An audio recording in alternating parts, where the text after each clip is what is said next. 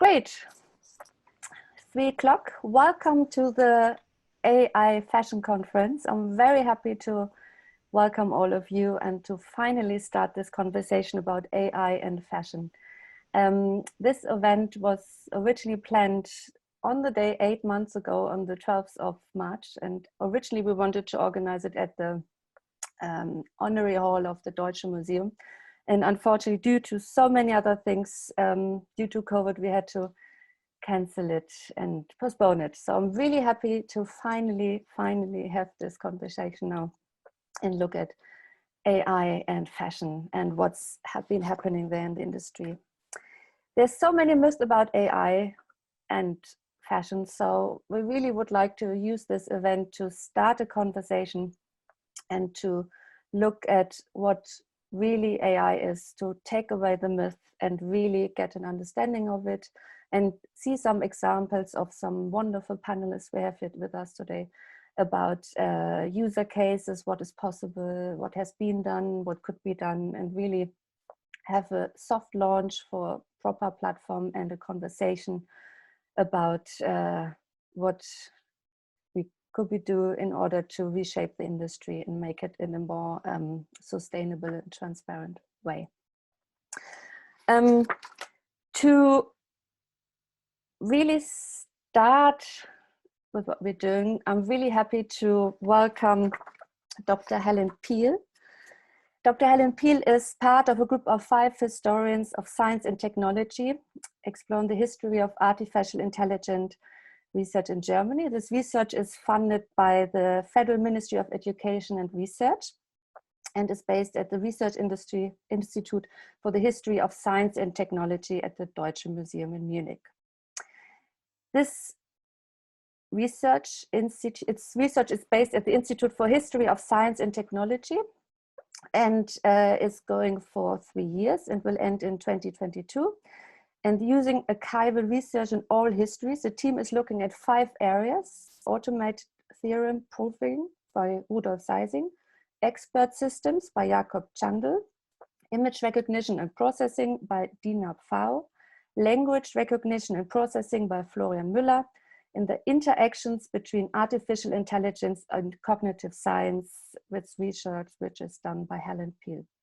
Helen, can you please help us to understand AI more and get an understanding of it, and what do you do with it at the Deutsches Museum? And I'm happy to give you the stage so you can share your research and insights with us. Well, thank you very much. I'll do my best. Share my screen with you. Let's see if I can start the presentation. Oops. Are you seeing it now in full screen mode? Yes, perfect. Okay, perfect. Well, thanks very much for the introduction, and well, I'm glad we could all meet at least virtually. And whenever the museum opens again, you're very welcome to come and visit and see the room that we would have met in had COVID happened. But yeah, as I said, I'm a historian of science, one of 5 working on the history of artificial intelligence in Western Germany. I have one slide at the very end where you can see the faces of my colleagues as well. So that you can see I'm not just one person working on this, because this is such a large field and there's quite a lot to do. But what I'm going to do now is to sort of give you a general, more historical introduction to artificial intelligence. So I'm going to say a bit about where it came from, mention some of the people that were involved. And I'm sure some of you may actually know some of these names. And I'm also going to talk about some of the sort of philosophical critiques that have always been there as well from the very beginning of artificial intelligence. So let's start in the 1940s. We have here a collection of newspaper headlines from 1946. These were gathered by Diane Martin, who looked at the myth of the awesome thinking machine. And all of these newspaper headlines talk about the computer ENIAC. ENIAC is short for Electronic Numerical Integrator and Computer, and ENIAC was the first electronic, digital and programmable computer. It was designed by a group of engineers at the University of Pennsylvania and completed just about the end of 1945 and then introduced to the public in 1946. And as you can see from these newspaper headlines in the 40s, a lot of, well, they made a lot of a sort of comparison between brains and computers. So you've got the wonder brain, the computer is described as a wonder brain, mathematical brain, magic brain, electronic brain. So from the very beginning, people tried to explain this new thing, this new technology, by comparing it to the brain. And there are a few other headlines that also mention the word thinking machine. That's where Diane Martin got her title from, the myth of the awesome thinking machine. And it was not just journalists and the press that used this comparison, but also scientists tried to work with this comparison of brains and computers. We have here John von Neumann. He was a Hungarian-born mathematician who then moved to the United States. He had Jewish roots, so he fled before the Third Reich came into full power, and then spent the rest of his life at the University of Princeton in the US. And he was aware of ENIAC. He was interested in ENIAC and visited the engineers and looked at it. And then later he became involved as an advisor for the follow-up computer that was called EDVAC. Another acronym, this one is for Electronic Discrete Variable Automatic Computers. They had quite long names, but ENIAC and EDVAC is much shorter. And von Neumann then wrote a paper, which you can see here in the sort of top right-hand corner, the first draft of a report on the EDVAC. And this was published in 1945, in which, and von Neumann, he describes how this kind of computer is working, or how it's supposed to work, how it's designed and how it stores programs. And he makes a lot of use of sort of biological analogies. So he says the computer has a memory, and he describes quite a few elements as neurons, thinking that this would make it a bit easier to understand what the computer actually is and does. And then in the 1950s, he started to work on a lecture series in which he again wanted to discuss the similarities, but also the differences between a brain and a computer. This was a sort of very, I don't know, interesting cover where you can't actually read the title really because of the background, but it says just literally the computer and the brain. That was the title. And his wife Clara said in the preface that he was really interested in this topic, but unfortunately he couldn't finish the lecture series because he died of cancer. So it was published in a sort of unfinished state 1 year after his death in 1958. But so we do have in the 40s and 50s, when the first computers came up, already this idea that there might be a chance to compare computers and brains. And as I said, the press also talked about thinking machines. So there was also an idea that this technology might be able to think. And the question was then actually asked by another mathematician, and this one might probably be a bit more familiar to you than John von Neumann, because of the 2014 film that was made about Alan Turing, with Benedict Cumberbatch in the main role. And as I said, Alan Turing was a mathematician. He's famous for his work in Bletchley Park during the Second World War. But he also published this paper, or he's also one of the forefathers of artificial intelligence. And in 1950, he published this paper, Computing Machinery and Intelligence. And he published this in a philosophical journal, not in a mathematical or engineering journal. And then the first question was, or the first sentence is literally, I propose to consider the question, can machines think? And then he goes on to say, well, actually, this isn't quite the right kind of question because there's so much difficulty about the terms machine, intelligence, and thinking. So instead, he proposes the imitation game, which is today also known as the Turing test. And imitation game was also the title of the film from 2014. And so today it's best known as the Turing test. And we have here sort of schematic that describes the main steps. So you've got A is a machine, B is a person, and A and B are in separate rooms from C, which you have to imagine is yourself. And you see now interrogate both A and B. Turing said you use a teleprinter, so you can't actually be fooled by a voice or by how the person looks, because you can't see them or the machine. And then you ask A and B different kinds of questions, and A and B are allowed to brag and lie, but they're supposed to convince you that they're both the human in this test. And C has to find out which one is A and which one is the machine and which one is the human. And then Turing said, if the machine A actually can convince you through its answers that it is a human, that is the human one in this setup, then it can be said that it is an intelligent machine, because it has fooled you and it has imitated a human so well. So this test is still sometimes, it is still done, and people submit programs. I think it's the Loebner Prize, and I'm not quite sure if it's actually anyone ever won the Loebner Prize, but you can still send in your programs and see if your program can fool the Turing test. But the test has also always, or quite soon, gathered critique, and this one is by an American philosopher, John Searle, who said, well, this Turing test with a sort of answer question situation doesn't actually prove intelligent, that the machine is intelligent.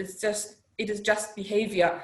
It doesn't say anything about sort of the internal state of the machine. So he said, imagine that a native English speaker who knows no Chinese is locked in a room full of boxes with Chinese symbols. So I've got them here sort of in this little cartoon.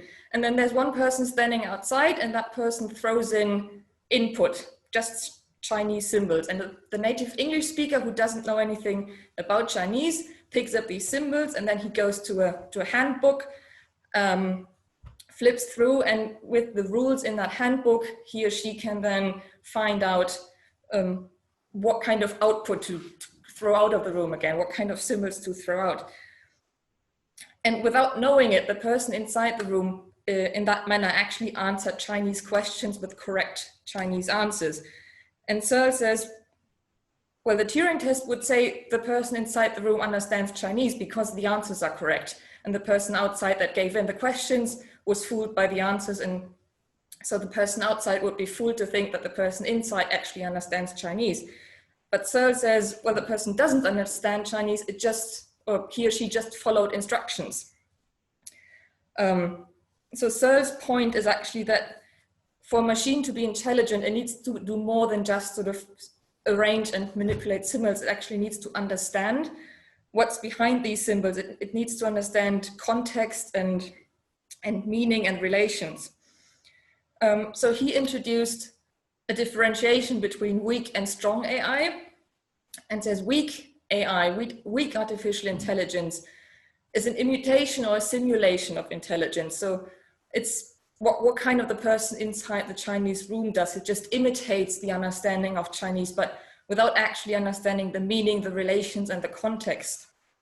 And then strong AI, which is what Searle is arguing against, would be a sort of true intelligence. It would be more than just a simulation of intelligence. The person inside the room would actually be understanding Chinese. And today, most people say strong AI does not exist. Others say it does exist, and others are working towards making strong AI exist. Whereas others again say we actually shouldn't be working towards strong AI. So there's quite a bit of discussion going on about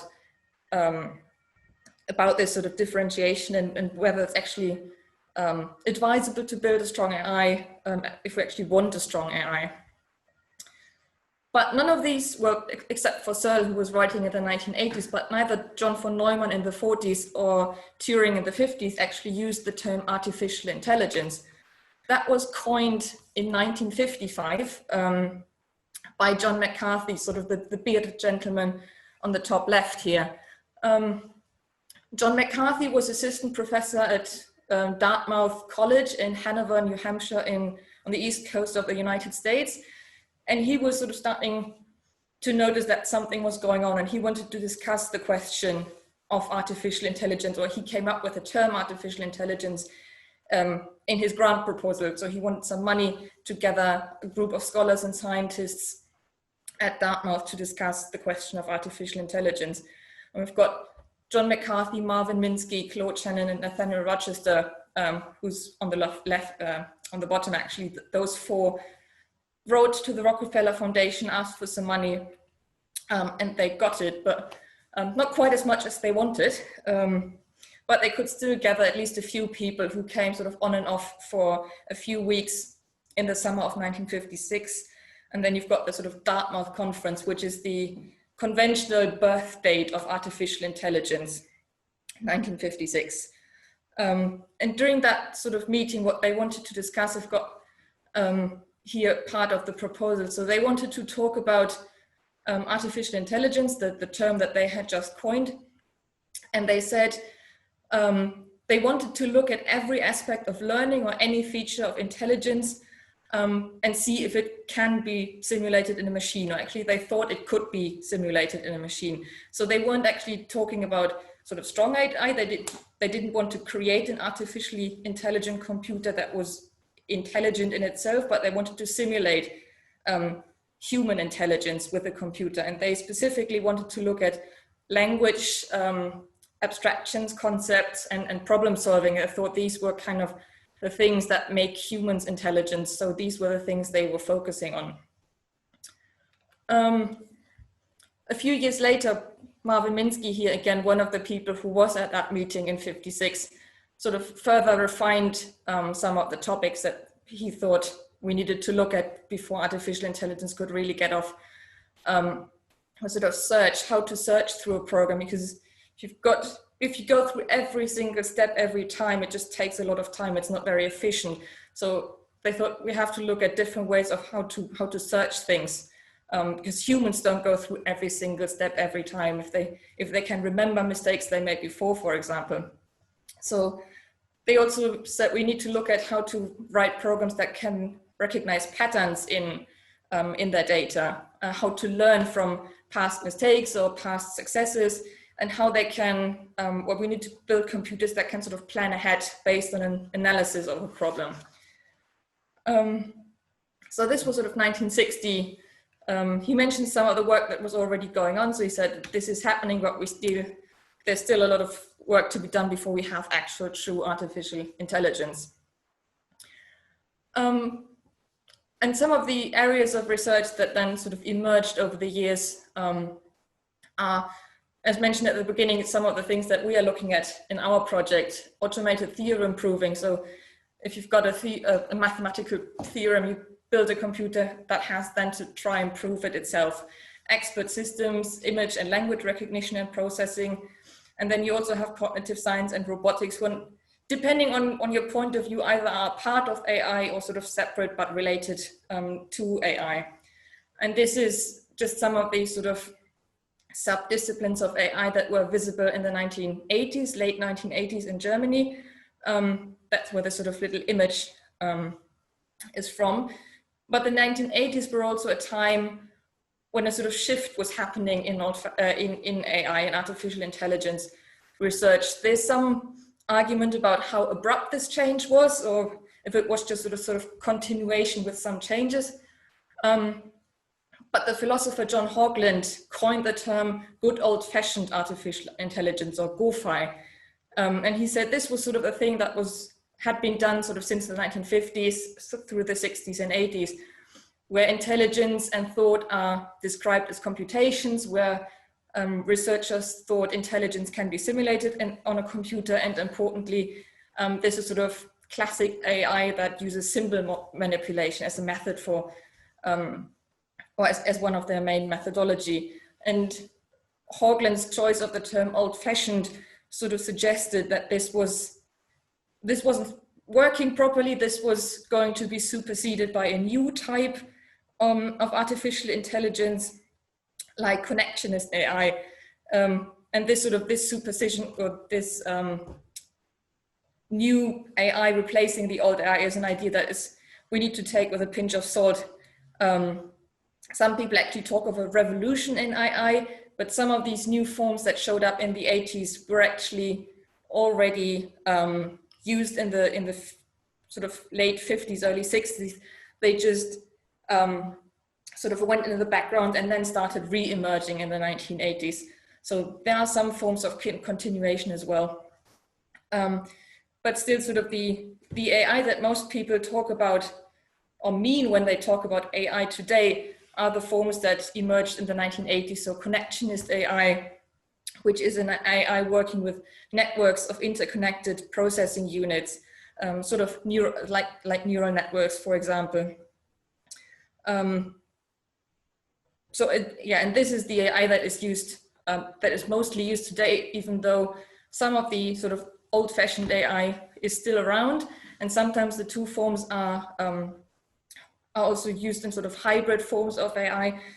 But my guess would be that probably when you are using AI or when you're reading about AI in the press, it's mostly machine learning, artificial neural networks, the things that sort of started arriving in the 1980s. And with that, I think we are in the presence, and just the quick slide of all of us, so you can see some of the other faces as well. But that would be it from me, and I'm looking forward to hearing, well, getting some questions in the end, but also hearing about the case studies and what you're actually doing with AI in the present and not in the past. Fantastic. Thank you so much, Helen. Very interesting. And it's very nice to see that you talk about old and new fashioned AI in that term. So, I mean, I see some similarities there already.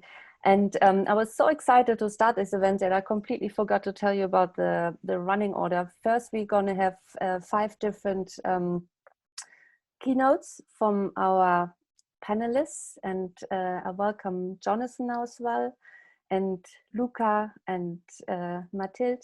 And you've just heard from Helen. Karinna is going to join us very shortly. And we will have the keynotes, which are approximately 15 minutes each, and we will collect questions. And after all the keynotes, I can address your questions. So if you want to put them in the chat section, I actually switched off the Q&A because I thought it's a bit too much in looking at different channels constantly. So please, if you have any questions, please add them to the chat sections. And with that, I would like to give the stage to the digital stage to Luca Morena. Luca is calling in from Italy and is the co-founder and CEO of Nextatlas, which is an AI-powered trend forecasting service for brands and agency. Luca is holds a PhD in philosophy from the University of Bologna and has been a postdoc at the Laboratory of Ontology at the University of Turin. So they offer a pioneering proponent of innovative services that provide brand owners and their advisors with rich, timely, and objective information about the drivers of change in consumer lifestyle and behavior. So Luca is going to give you an idea of what you're doing with your company, and also a great example of a phygital fashion concept, which you did in London in 2019. So Luca, I'll give you the stage.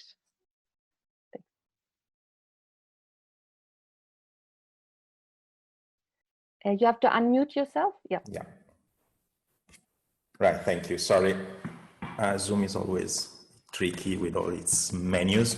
So thank you for having me. So it's really nice to see you, even if not in person. I have to say, I admire a lot Julian's resilience, and so it's very good to do these events, even if in this format.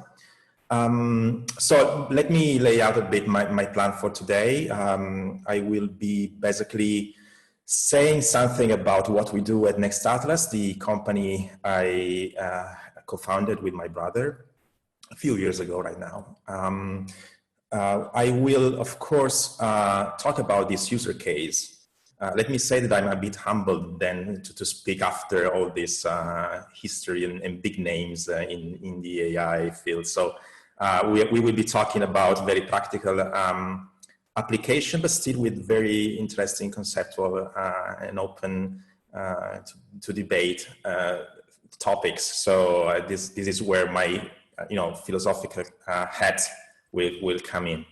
And in the end, by the way, I will basically build upon some key learnings from the use case I will present, because I think that it was really nice and successful for the client, but still we need more, and then you will see.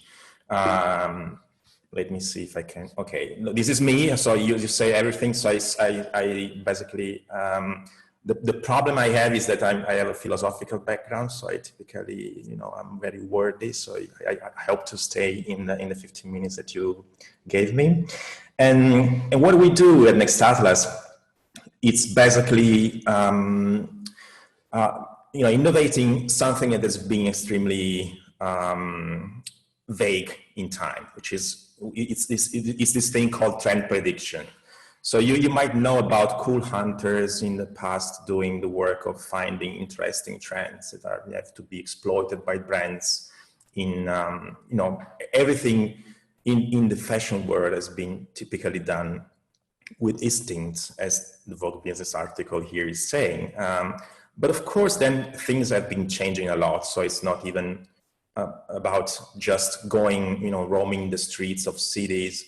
It's also being on social media a lot. So that, so the turning point was when big data came to life, and they came to life basically in the early 2010s with social media data and all this stuff. Basically then AI has been enabled by big data. So there's a continuity in these two technologies. So you may have realized that big data is not such a hot topic right now, because of course big data is just being replaced by AI.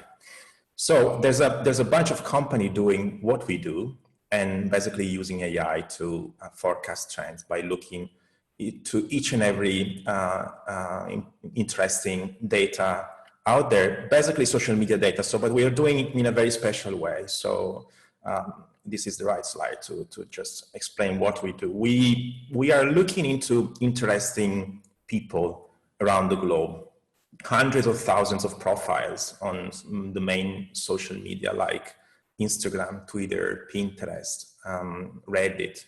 And so what we do is basically look into the conversation that these people have. Basically, it might be even, it's not that they have to be individuals, they can be organizations, publishers, magazines, whatever, galleries, artists. And we try to extract, the interesting part of this content, which means applying visual analytics and textual analytics. So what we do with Nextatlas is basically extract interesting anomalies going on in this very huge panel of innovators.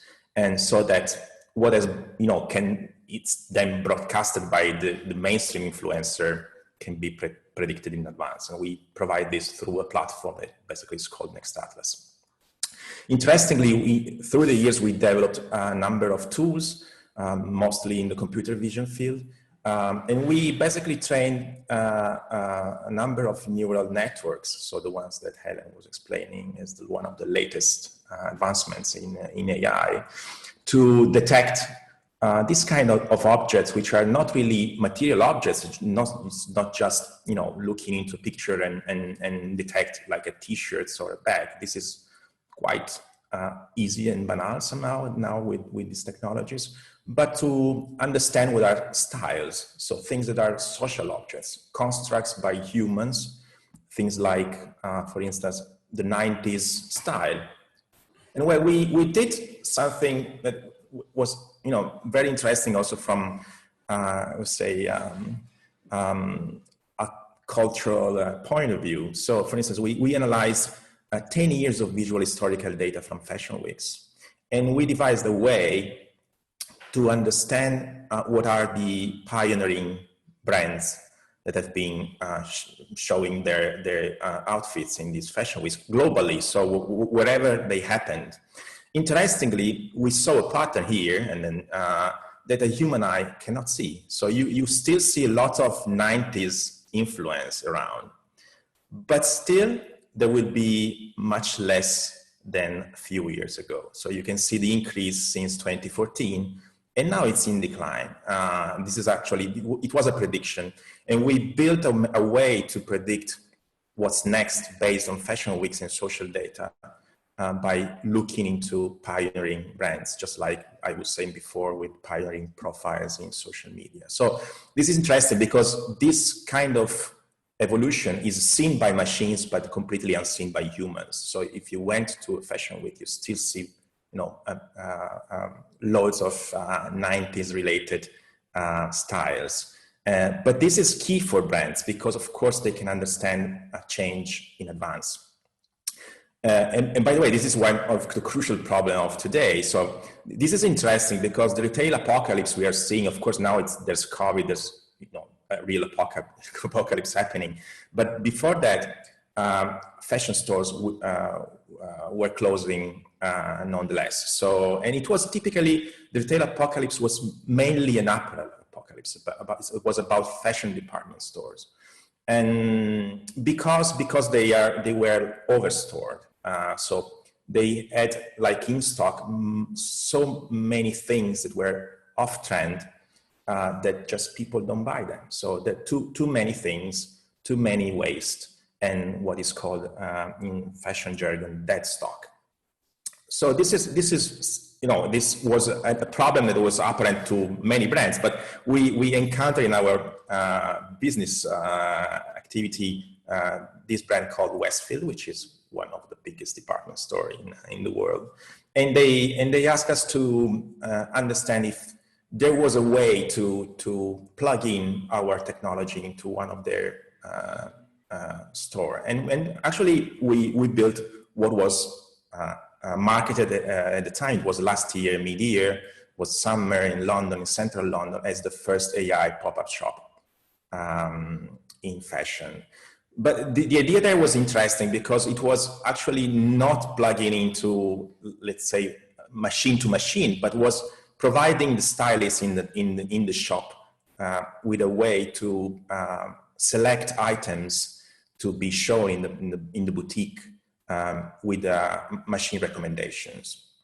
So this was the project. It was a pilot, and basically it was a fundraiser. So it was nice because we actually raised money for Save the Children. And so this is actually just an example of how information that we provided was displayed into the shop and with the stylist. So it was basically automated reports with images. These were taken from, of course, copyright-free repositories, but then there's a flow of data substantiating the ideas behind the trends. And so that basically the stylists were able each and every day for a week to basically select stuff that was on trend in that week. So this was actually the challenge, was the daily way to interact with the customers and with the stylists there. It's like a 1 minute video, but of course there was description. It was human mediated in a way. So we provided this kind of basic reports every day that, it was basically fed into an iPad, and they went around the department store to find the right objects, and even the color palettes, or the concepts that have been associated to the trend. And of course, the forecast that was provided was there. It was the algorithmic forecast that we typically provide in the platform. These are some images from the store, and it was also a nice way to provide some kind of feel that you get from online stores into the brick and mortar store. So this is another interesting part of the project that now it's really actual, I would say, because there's a lot of need to find ways to cope with these massive transitions to digital that is happening right now, and so that retail store find a second life. And with technology, for instance. So there was a nice coverage there. And of course, the client was super happy and even thought of doing the same in other cities as prototyping a new retail concept.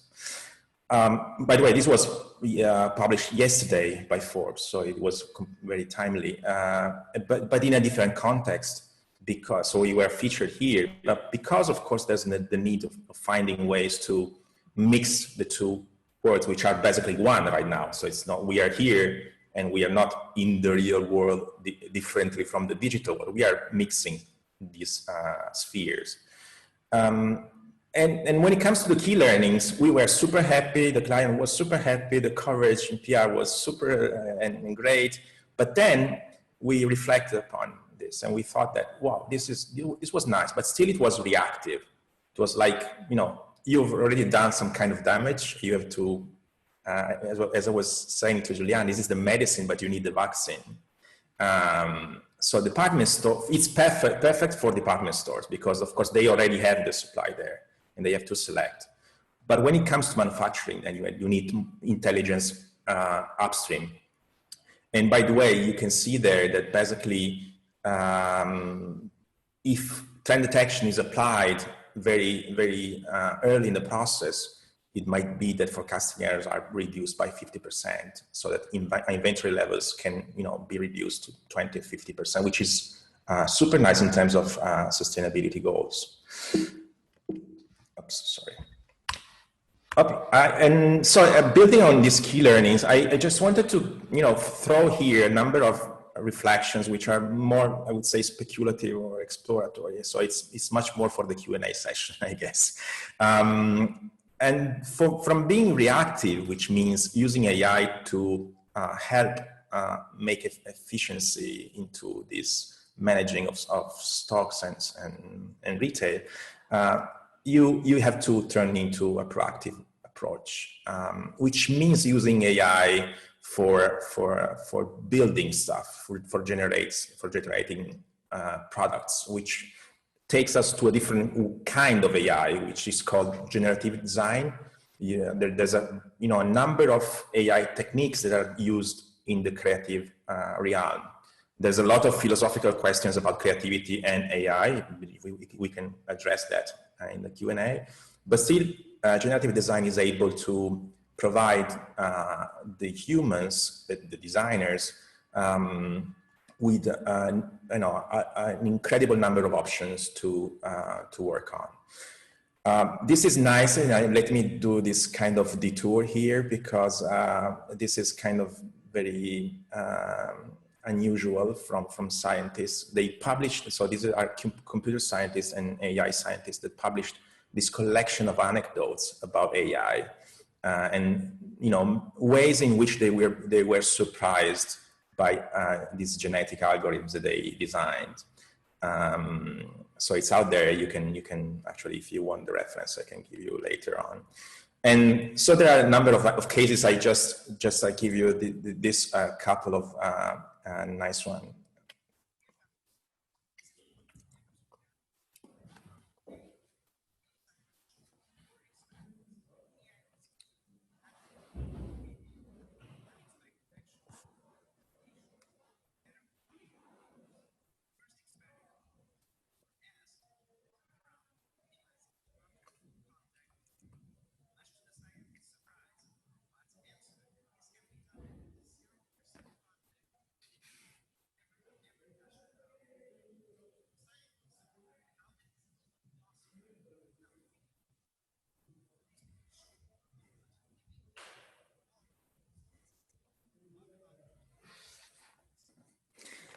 So yes, this is the point. So there's a way in which AI can use like what is called divergent thinking or out of the box thinking. But of course, it's not that they are divergent in the literal sense. It's that they are trying to maximize the constraints that they've been given to reach some kind of goals or design goal in the end. This is another one. So this is a digital agent that has been asked to cover space in the most efficient way. And one, of course, think, okay, it is going to jump or doing something like that. And then basically this agent devised this solution, which was actually building in high, its structure as high as possible, and then just fall to cover the distance. And by the way, this Helen can confirm it's something that in biological evolution has happened a lot. And this is interesting because in the digital realm might also happen some kind of evolution in terms of things that gets their fit with the environment. So my humble, very humble proposal here today is actually what could be the extension of what we do, based also on this interesting advancement in generative design. You might know about GPT-3, which is an interesting text model. So there was a lot of discussion about that because it's an AI that is able to write just like a human. But of course, as it writes semantic artifacts that are incredibly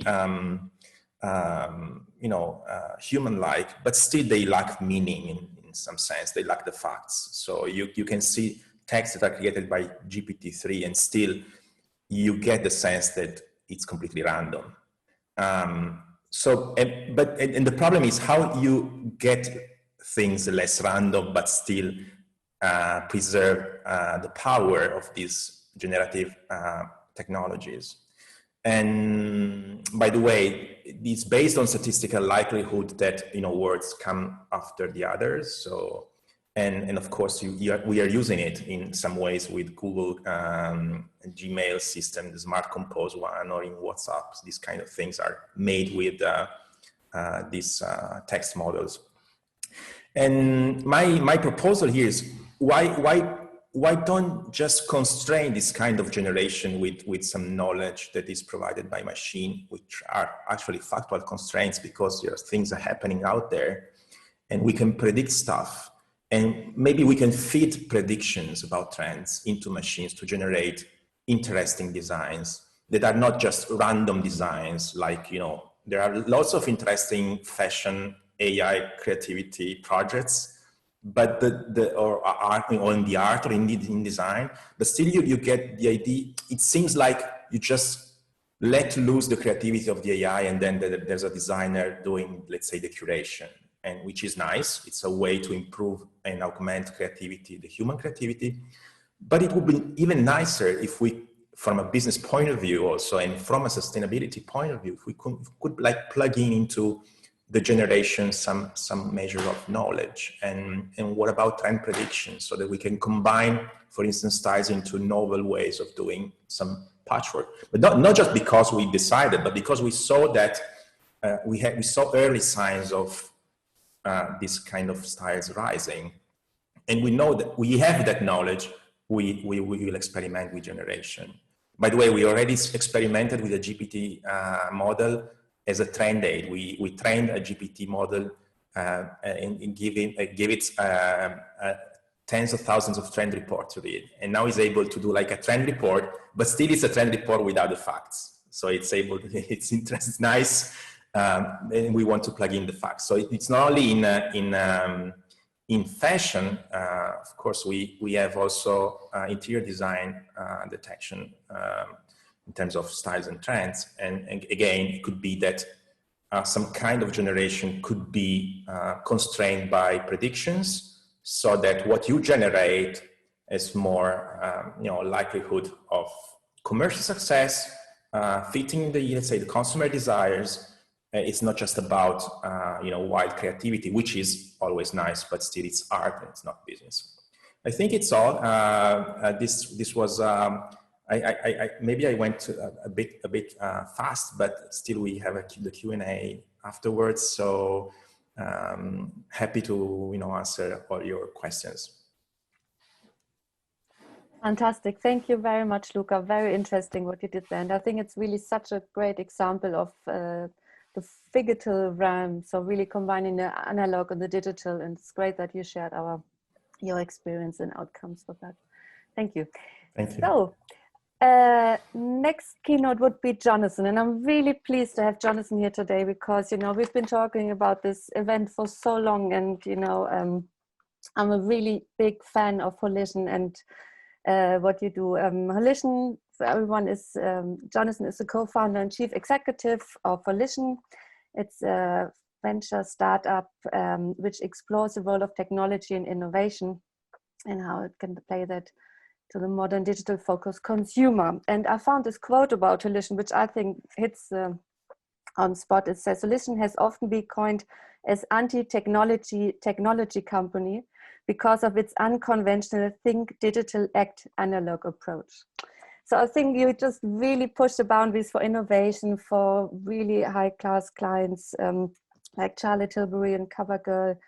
Your portfolio includes augmented reality, holograms for brands like Dunhill and Cartier, project mapping for BMW, Shiseido, and data visualizations, you can never say that in English, for Farfetch, List, and Gravel. So it's my real pleasure to introduce you, Jonathan.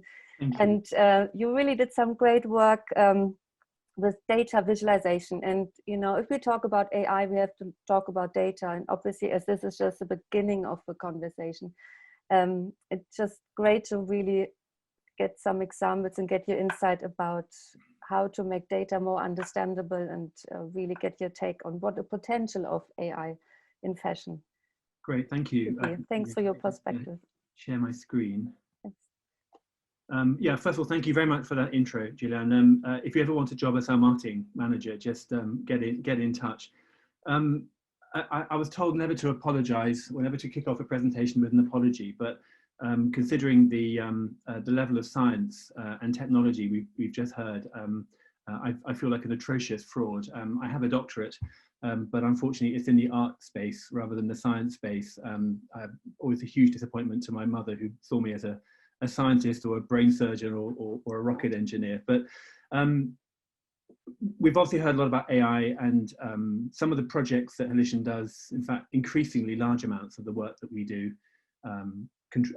contains elements of AI, but I'm not going to talk about AI per se today. I want to talk more about data, and again, apologize because we come at data not from a position of knowledge whatsoever.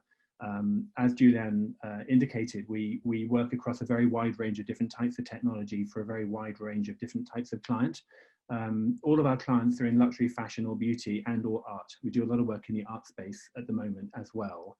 And as Julian indicated, we denigrate technology in many ways because we're more interested not in the technology per se, although we build everything that we do, everything that I'll show you now, for example, we build entirely ourselves.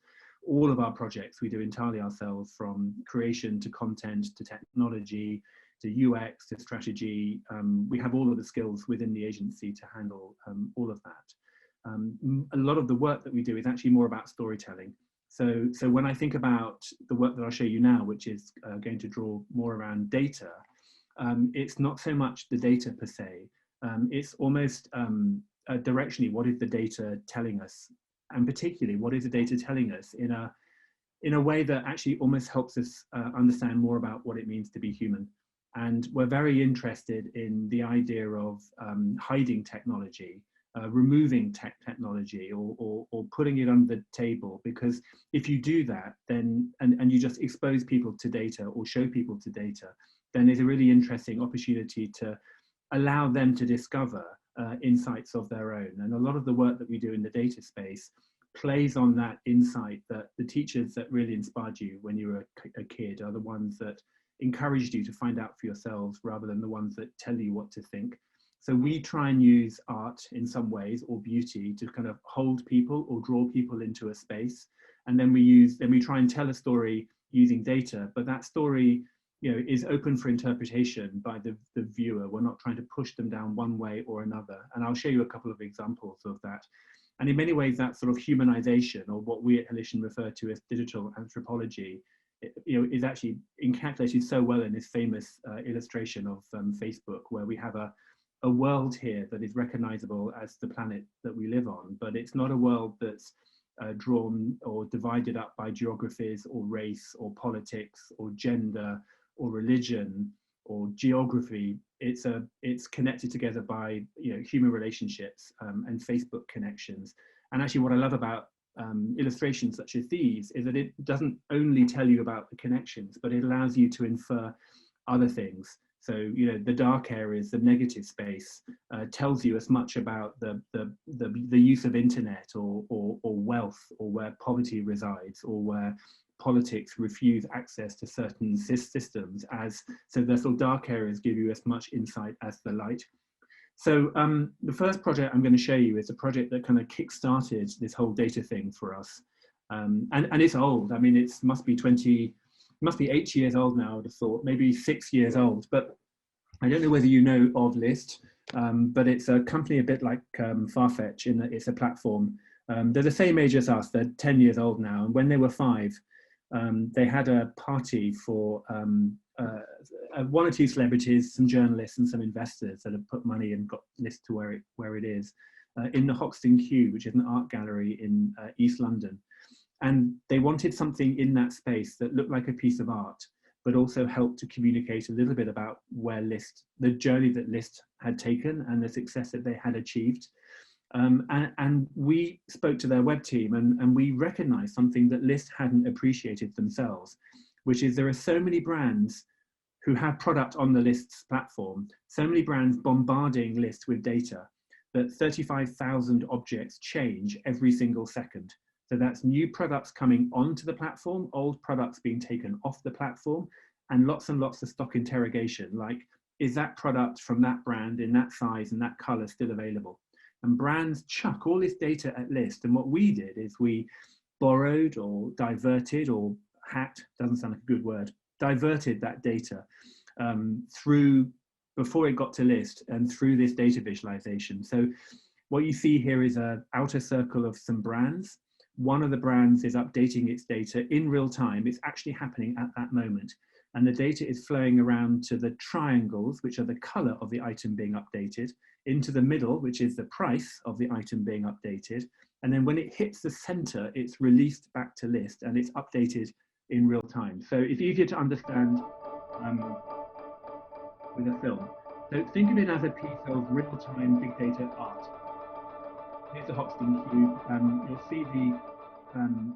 You'll see the visualization working here. There's one of the brands at the top updating. Again, all of this is happening in real time. And what looks like a stream of water is actually thousands and thousands and thousands of items. Each dot is one item that's being actually updated at that moment. And as I said, it takes on average 9 seconds to go from the brand to the color ring, and then into the price point ring, and then into the middle. And on average, there are 35,000 pieces shown every second. So what you're looking at is about 250,000 pieces, or 280,000 items at that moment being updated. And what List suddenly realized is that they had a tool for trend. They could see whether it was coats or hats, or is it America or is it China? Is it $4.99? Is it $99.99? Is it blues? Is it greens? And they've now, since this project, hired 94 data scientists.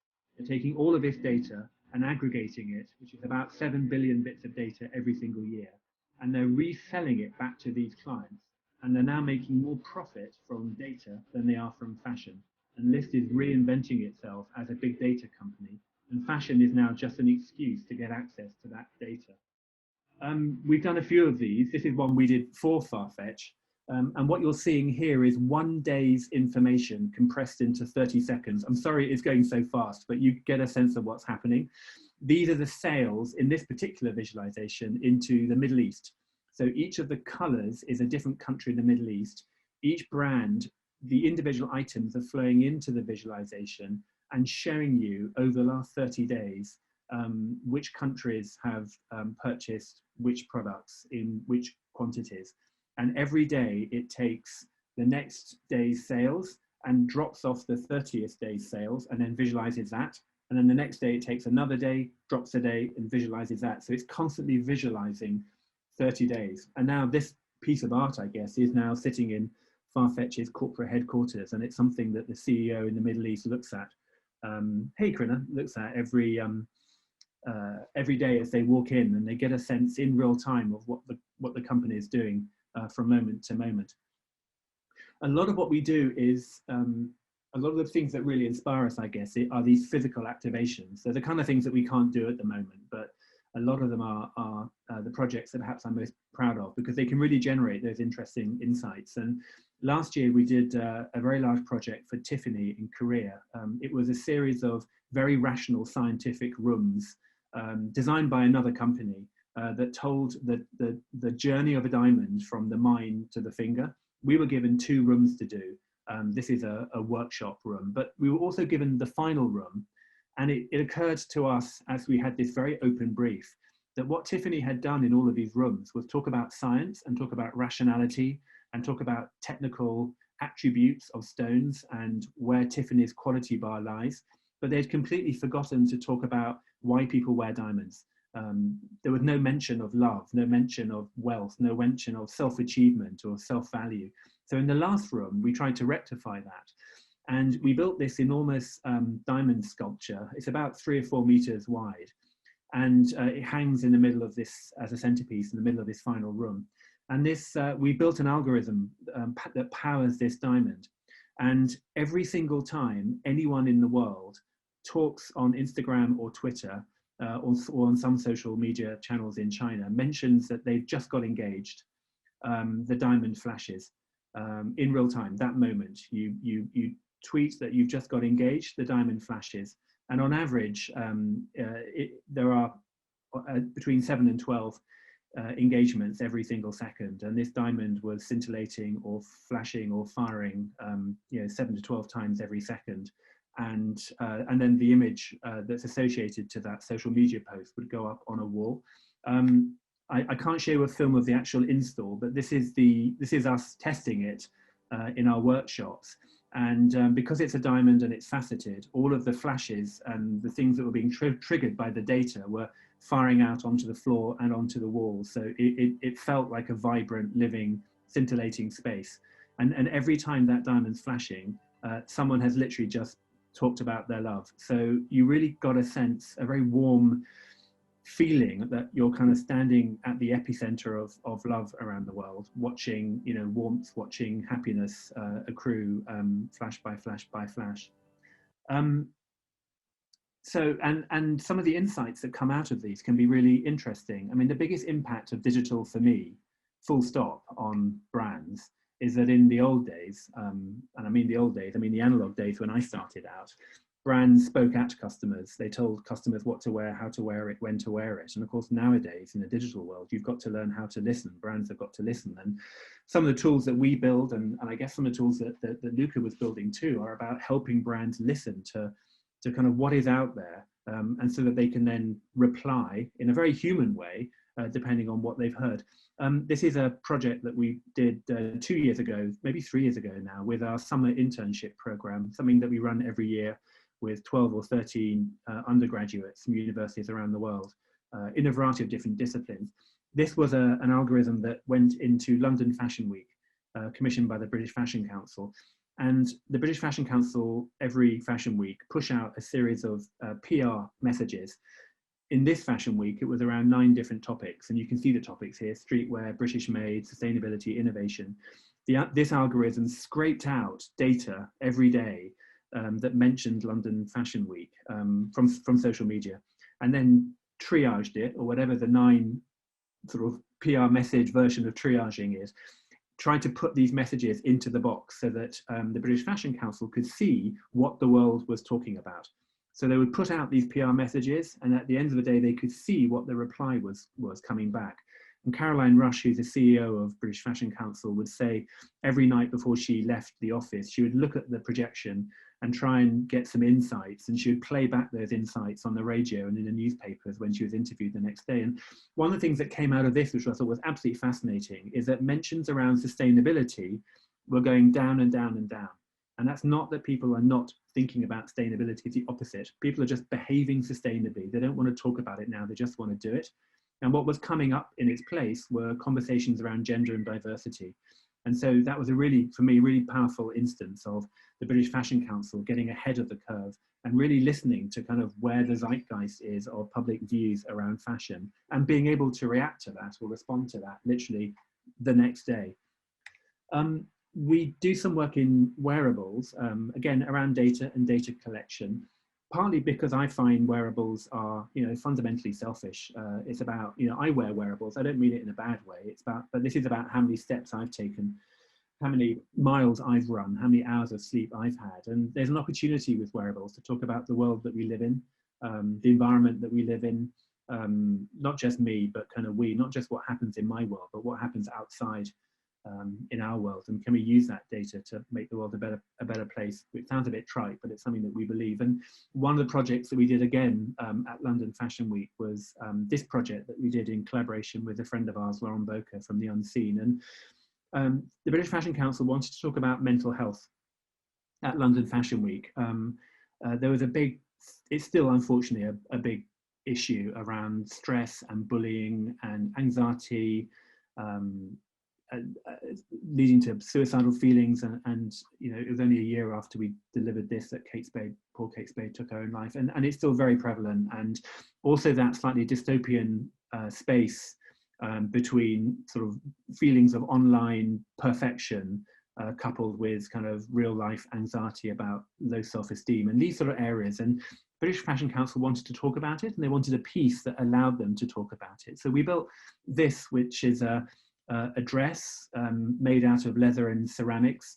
The dress scans the wearer's mind across three different metrics, and uses that data to understand your mood and emotion in real time, and then changes colors and patternation according to how you feel. So you can see from the person how they're feeling.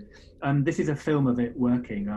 The sound is actually the resonation of one of my team's brains being scanned. This is 1 hour's data compressed into 1 minute, because what we realized is that people's emotions don't spike. They're like a sea. Emotions grow and change and evolve, and then new emotions come on.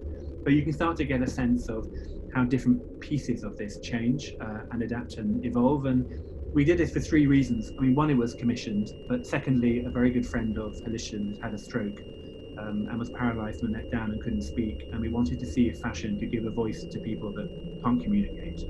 But also we wanted to talk about data and privacy, because a lot of people wore the dress and felt deeply uncomfortable showing the world how they feel, literally wearing your heart on your sleeve, but only 2 hours earlier had been posting on Facebook and having a miserable day. And we want to talk about how people think that social media offers a cloak of anonymity, and that people can talk about things behind social media, but they can't talk about it in real life. So just finally, a piece, I was actually one more project. This is an ongoing piece that we've been working on with the United Nations and Professor Helen Story, who's a professor of sustainable fashion at the London College of Fashion. And the UN wanted to talk initially about climate change, but politics got in the way, and it got shifted to talk about refugees and the movement of refugees, particularly into Europe. And the UN wanted a wearable item because they felt that conversations around the refugees were getting buried in the middle of newspapers, and they felt that this might offer an opportunity to get coverage onto the front pages. And Helen and I were deeply worried about the link between fashion and refugees. You could argue deeply unfairly that fashion could be, sipping champagne on a prison catwalk, and that's a world away from pain, suffering and misery in the Syrian-Turkish border. So we wanted the dress itself to have an emotional resonance. And we asked the UN if we could start with a tent from a refugee camp that had housed refugees. And this tent here had been damaged in a storm, but it had housed 3 families. And we were able to take that as the base. And the way the technology works is that if you do the maths, there are 43,500 new refugees every single day. That's 3 every second. The dress was hooked into UN databanks, and 7 seconds after a refugee registered for asylum in a European country, 1 dot would appear above the node on the bottom of the hem. Each node represents one country. And then on average 3 dots every second, and these dots would rise up the dress, and the dress would fill up with on average 43,500 stitches or weaves or knots, but each stitch, each weave, each knot was a person looking for a better world. And we were letting go of the fashion. The fashion was being created not by us, but created by people. She's been on a bit of a journey. We got her singing, a Somalian refugee performed at Glastonbury wearing the dress. We were able to get another refugee walking up and down the platforms of the Eurostar in the UK in front of 2 trains that were commissioned by the government, and with CEOs and politicians going to the climate change conference in Paris, and she was reminding them of their obligations to us. She's also been in the UN headquarters in Geneva in New York. She was a centerpiece of big data at the Science Museum, and the Science Museum could not get their minds around anything that built over 24 hours. It's a museum. I want 20-second hits, 20-second hits, 20-second hits. So we took all of the data that the dress had collected, which at that point was 67.8 million journeys, and visualized it on the dress. So at the bottom, you can see the 6 continents where refugees originate.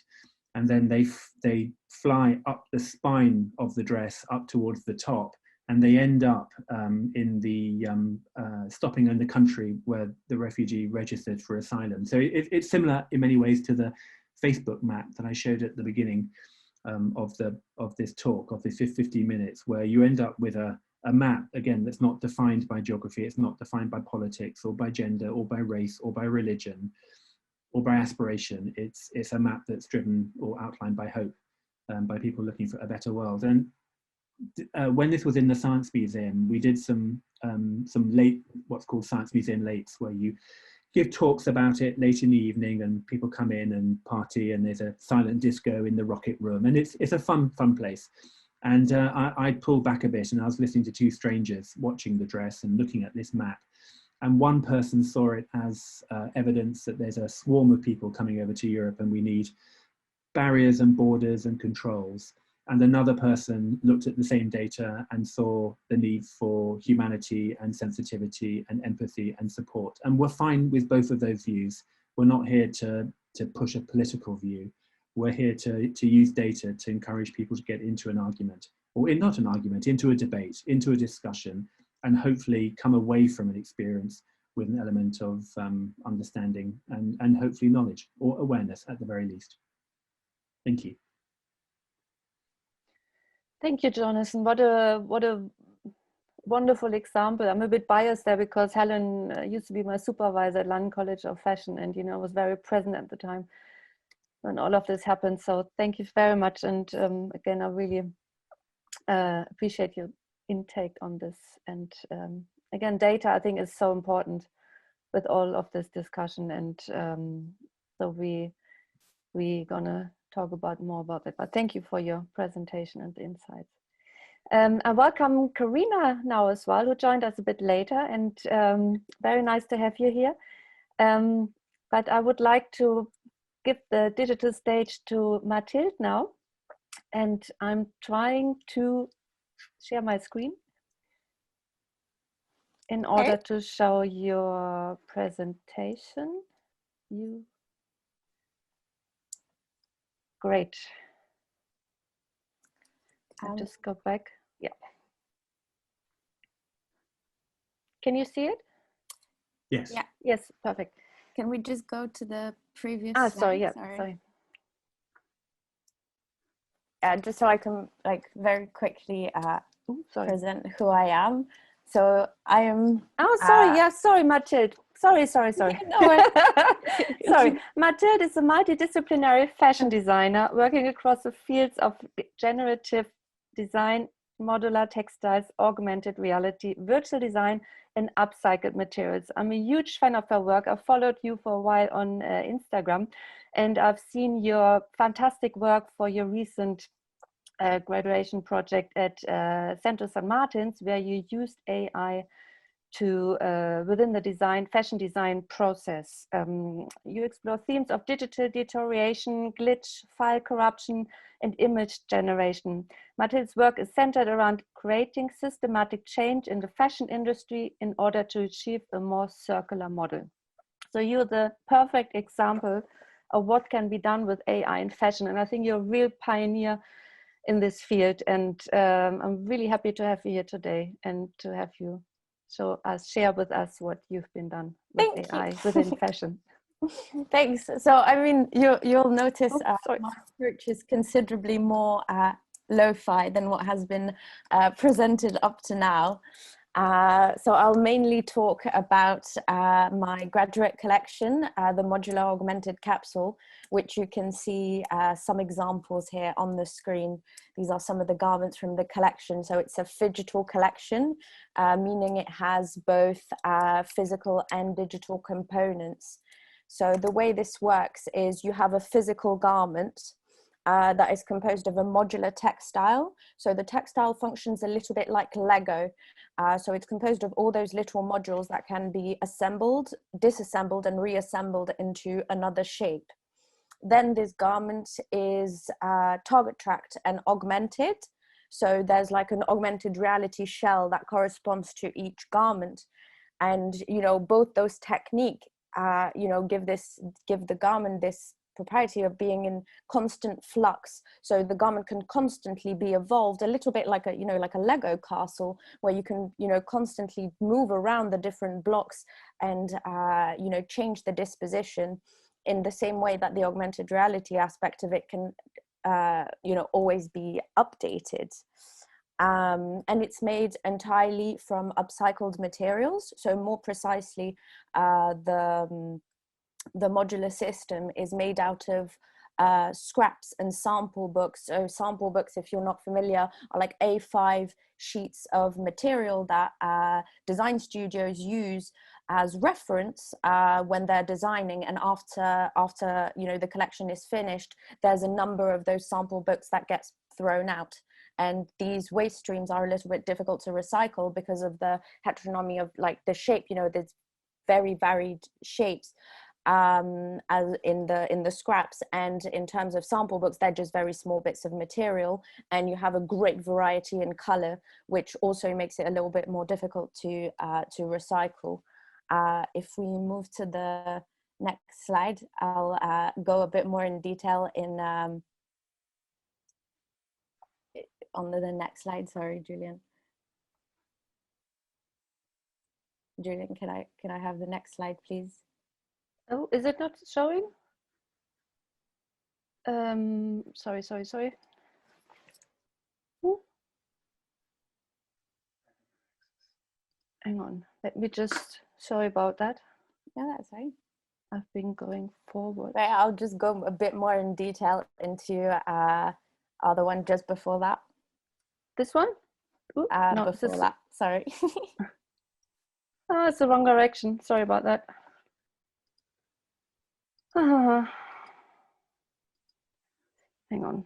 Here it goes. Sorry about that. So yeah, that this one? Yeah, sorry. Sorry. Yeah. No, the next one. The one with the, yeah, with the, just so we go a little more, like, just so you can get like a little schema, you know, of how the physical process works, because it's essential to how the AI then functions with it. Because so basically you start with the scraps and samples, they are then laser cut, which is already like a sorting system. So I'm going from this you know, variety of shapes to something that is like palatable in a sense, like an analog pixel, all those little slottable squares that you can then assemble into one formation, disassemble back, and then reassemble. So you end up with this set of analog pixels that you can move around basically. And the slotting system is designed to be tug resistant, which means the garment actually does stay together, but with a little bit of a manipulation, it can be taken apart.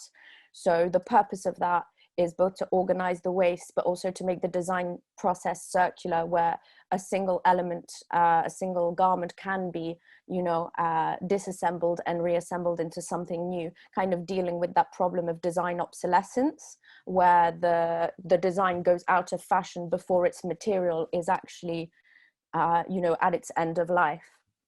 So if we go on to the next slide. So, okay, so how does that relate to AI at all? So basically when I started, you know, when I laser cut all of those pieces down, I ended up with a bit of a visualization problem. And that's when the AI kicks in, because, you know, I have all my little analog pixels. How do I design with that? Basically, how do you go from a physical, you know, pile of squares to designing a garment? And that's really why I started using the AI for this purpose of visualization, to be able to really design with the material in mind. So if we go to the next one, so this is like a inaccurate but visually representative schematic representation of what I'm doing. Is on one side, I'm inputting the design that I want in terms of shape. And then I'm inputting the material, and this generates a ratio. So I'm using a convolutional neural network, which is pretty good at, you know, edge recognition, like pixel patterns and things like this. That allows me to generate this ratio in terms of colors. So it allows me to generate those different options basically for how the different colors that are available to me can be positioned on the garment. And it allows me basically to design with the material in mind. So yeah, then on the next one, I just want to talk a little bit about like the recycling plant metaphor, because that's when I feel the relationship to sustainability is a bit clearer. But basically, you know, waste is waste because it's disorganized matter. And what a recycling plant does is it organizes this matter. You know, it sorts things, it sorts the waste into streams of material that can be, that are given value through this organization process. And I feel like this is, in a broader sense, how AI can be of help when it comes to sustainable design and sustainable design processes, because, you know, in a traditional design process, you start with an idea and then you bend material reality to fit your idea. But when you're designing from secondhand materials, you have to reverse this process. You cannot design ex nihilo. You have to design from material reality and then adapt the idea to this, which makes it a little bit more complicated because you're dependent on the material reality available to you. So that's what I'm trying to do, is to function a little bit like a recycling plant, like trying to, you know, work with the material in mind by organizing it, whether it is through the physical process of taking all this like variety of shapes and cutting them down into smaller pieces, allowing me to like reuse a maximum of that material, and whether it is with the AI, where I'm trying to organize basically all of this, you know, if you want to consider that like all of this data, all of those colors that are available to me, and try and input that into a system to make it more fit for design, basically.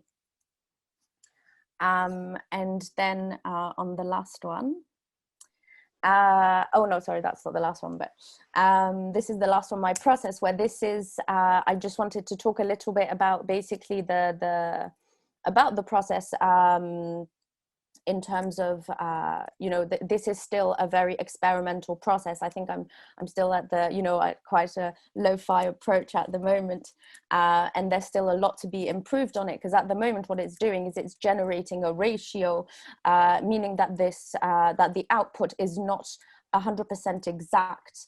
There's still some manual labor to be done afterwards, after the output. This, you know, the CNN only guides design, it doesn't replace it entirely. And maybe that's something that we can talk about later, whether that's actually, you know, something interesting, that the algorithm doesn't completely, you know, replace the design process.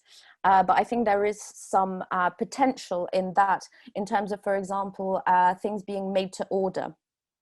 If you're able to visualize the output with something as inconsistent as, you know, secondhand material, in other terms, basically, the material that I'm getting is, you know, I cannot predict what colors I'm going to get.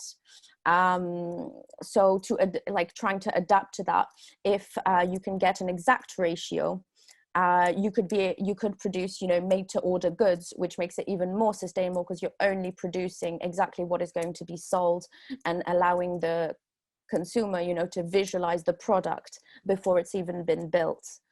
So that's a potential development for this. Yeah.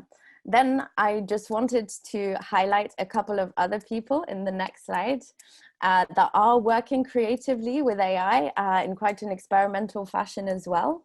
You might already know some of those, but Robbie Barrett is, I guess, one of the pioneers in terms of like AI design. So he comes from like a tech background, but what you can see, the image that you can see from him is an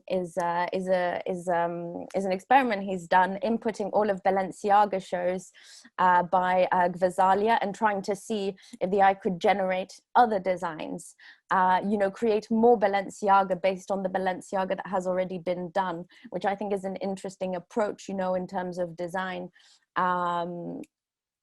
On maybe things like brand heritage, maybe a bit of a work on that. Then we have Scarlett Yang, which is working doing some amazing work across different fields, whether it is biotextiles, but she's also working quite a bit with generative designs and trying to generate here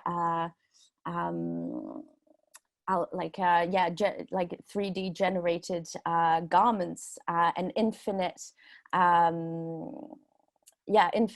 designs, basically based on this generative approach.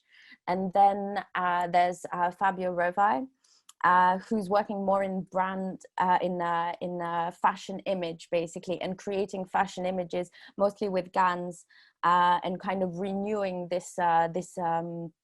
the approach to fashion imagery, and kind of offering a new look for fashion imagery. So I think this is how I'm going to end this. So I hope what I was describing was somewhat clear.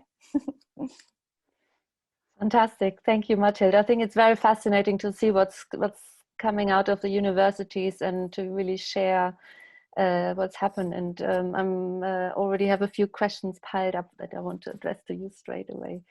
But I'll just stop sharing. Yeah. So last but not least, we're going onto Karinna. And Karinna is a lecturer, a futurist, a founder, and an affiliate professor at innovation at ESCP Business School. You've been teaching at many worldwide institutions, and you're also an author, a researcher. You used to be the head of strategy for Holition, and you still remain deputy director. You consult, you research, you publish, you consult particularly in MTO and blockchain spaces with the companies Platform, Me, and Luxo. And you're also a founder. Last year you launched Hot Second, and that's the world first circular retail concept where physical goods are exchanged for digital experience. And right off the press, and this year you launched, co-founded the Dematerialized, and I suggest everyone to follow them on Instagram because there's something big happening soon. And Dematerialized is a hybrid entity designed to simplify and certify the trade in digital fashion apparel. So stay tuned for the launch very soon. And you might see some familiar faces there as well.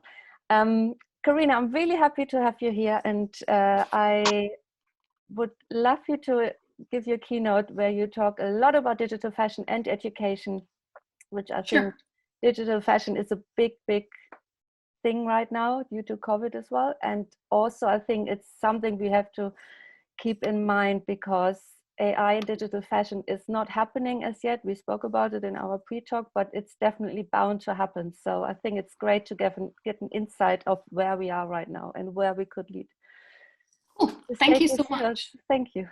I appreciate that. Can everybody see a kind of pink blob on the screen? Excellent.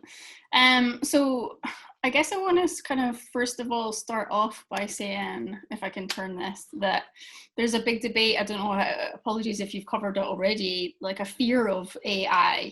And I have a fear of AI, but I guess it's in terms of like intellectual kind of social capital, in that, for instance, when you asked me to take part in this, I panicked and I was like, I can't talk about AI, I don't know about AI, even though I include it in my lectures and conversations at different conferences, but to me, it's a highly, highly complicated kind of area. So I guess I want to kind of preface this by saying this is also an exploratory kind of journey for me. And I've tried to kind of treat the presentation as trying to look at how we're kind of digital fashion and AI related, I suppose. What are the kind of connections and kind of similarities, and where might AI enhance digital fashion in the future where perhaps it isn't doing now? And yeah, that's the kind of plan that I would like to look at. So I guess when people say like, what is fashion AI? These are the kind of a few different use cases that I think jump into my mind. And this is not just for digital fashion, this is like for fashion as a whole. So similarly, I think Robbie Barrett is like just always the top of mind as being one of the kind of like textbook examples of someone who managed to break through the mainstream of kind of putting fashion and AI together, specifically within a luxury context, and try and further that discussion around like what can artificial intelligence do for design in a positive way? Because I think a lot of the press quite often posits it in a very negative sense. I don't know if anybody remembers a few years ago, a case study that I often use with my innovation students around Gap, when they actually decided to sack their creative team and hire and just use data science to predict what designs they should make and what quantities of product. And you might not be surprised to know it didn't work. It was terrible for morale.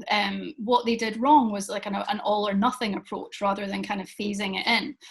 I think the other kind of areas, and I guess design and manufacturing are the areas that I kind of know less about. So again, my kind of like get out clause.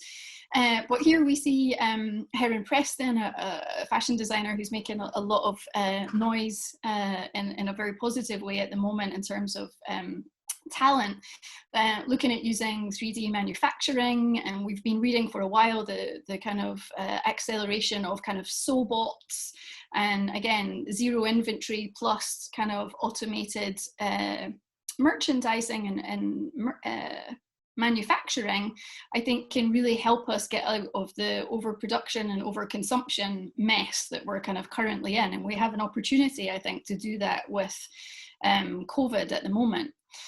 I think the other kind of two areas are the ones that probably set my heart on fire the most, which are around how can artificial intelligence or machine learning, which I would get in my, again, humble knowledge of this subject area, is more of the case. So if we think of things that we see, with, for example, within music or Netflix, with Spotify and Netflix, typically the kind of classic AI examples that like kind of don't feel like AI, or that are kind of digestible for the person on the street, so to speak. A startup that's making quite a lot of noise at the moment is one called The Yes, which kind of is a Tinder-esque style kind of user interface that helps you pick what to purchase based on how you navigate kind of through their app. Obviously massive focus on data and behavioral science, etc., etc. And then if we also look at experience, so the notion of also potentially can be used in a pre-purchase environment, could be used in a purchasing environment, and also could be thought about in a post-purchase environment, so for community building. So for something like AR try-on, for example, or virtual world experiences, one here created by the Fashion Innovation Agency. And talking about the education element, they created if anybody doesn't know, they created a short course on fashion and AI that was really successful, that they ran for the first time this year.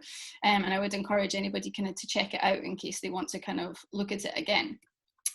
One of the kind of biggest questions I always get is what actually is digital fashion? And this is my dynamic definition, which I would say changes probably on a kind of like weekly basis. but it's a CGI asset which can be experienced and traded across physical and digital touch points, although we don't see all of that at the moment yet. In terms of how you use it or kind of make value or the utility for it, you can wear it on your avatar, you can layer it on a photograph and hopefully a video kind of soon, and you can track it to a physical body, and I'll give you kind of examples of these. And if you kind of contrast that, if you like, with the textbook definition of artificial intelligence as the simulation of intelligent behaviors in computers, you can see that kind of digital fashion is kind of a manifestation of that. It's definitely kind of a potential output or explanation of how each of those things can happen. I won't go through each of these, but I just wanted to highlight kind of how long this kind of stuff has been with us, and how that there's definitely like a rise like this, which I guess for those of you who are kind of in this space, you can kind of feel the heat around the topic, which is super exciting. So you can see that way back in time, especially in kind of fashion terminology, we see that there were brands engaging with video games, with metaverses, some of them which are still around, some which have kind of reformed themselves. But it really was in 2018 that we saw these kind of two critical kind of cases in terms of mainstream press kind of coverage of the CryptoKitties sale, which was an NFT which was created and sold, and this is the kind of highest transaction value for one of these non-fungible tokens. So it's again a computer generated file that you can add kind of data and things like that to, that's desirable because it's collectible and because it's kind of traceable. And then the Carlings example is one that I'm sure many people are familiar of, but again was groundbreaking in that it hit the press were like, why are people going to pay for things that don't exist? Which is actually quite crazy, because we've been paying for things that don't exist in terms of intangibly for actually quite some time. I think if you move on to 2019, we can see that, again, it's pretty staggering that it's taken till very recently for brands like Louis Vuitton and Nike to actually commit to put in money and investment into digital fashion. And then I think something that's personally warmed my heart is that in the last kind of like 12 to 18 months, we've seen the emergence of digital first brands that are commercially making money. So for example, if we look at the Fabricant example from 2019 or the Carlings example, they were both sold for charity. Whereas now, if you look at Tribute, Robau, Moncler, they are creating new value chains and new revenue streams around digital fashion. How do you make it? This is one of the tricky things, and it's definitely one of the reasons why fewer people have kind of gone into this space. It's hard, it's expensive, and it's kind of complicated. I mean, just if you look at these imageries, but on the flip side, actually, when you look at some of the virtualization programs, like for instance, Clo3D or Browseware, if you're competent at learning computer programs generally, you can self-teach yourself. So we are going to see, not in the very far future, very competent digital fashion designers that haven't gone to fashion school, that have trained themselves in their bedrooms. And I think that's very exciting in terms of creativity with kind of much fewer restraints, and also with fewer biases, I would say as well, even though I'm an educator too. Just as a kind of, for example, to hire a high quality photogrammetry studio in London is about £12,000 for one day. To cross-reference that, if you look at the 3D scanning, what's super exciting at this moment in time is that you can download an app and 3D scan yourself or 3D scan a product, and actually the output of it is really good. So for example, I've seen, I don't have the latest generation iPhone, but the LiDAR technology which is in that is creating really amazing scans, and again that's really going to push this kind of sector forward. If we look at what types of digital fashion are there, again, this is a kind of work in progress kind of matrix that I'm putting together of the different types. So if we look, first of all, a digital garment in a digital environment are effectively skins that we're probably kind of quite familiar with. Net-a-Porter made a splash kind of recently for, again, committing to kind of go into this area. They don't make any money from it, but it's a strong kind of PR tool for them. Next, to name check one of my favorite projects at Holition. This was the creation of a magic mirror experience in 2000 and a while ago. Anyway, Jonathan can, 11. Jonathan can jump in and correct me. So again, crazy that there's many fewer brands, again, who have magic mirror technologies. Again, the barrier is the hardware cost. That's a difficult sign off. But I think going forward, especially post-COVID, that this could be something that actually could drive someone to enter a store, especially you don't have to touch the walls, especially if you don't have to touch the garments. You just stand in front of a screen. It's actually very COVID friendly.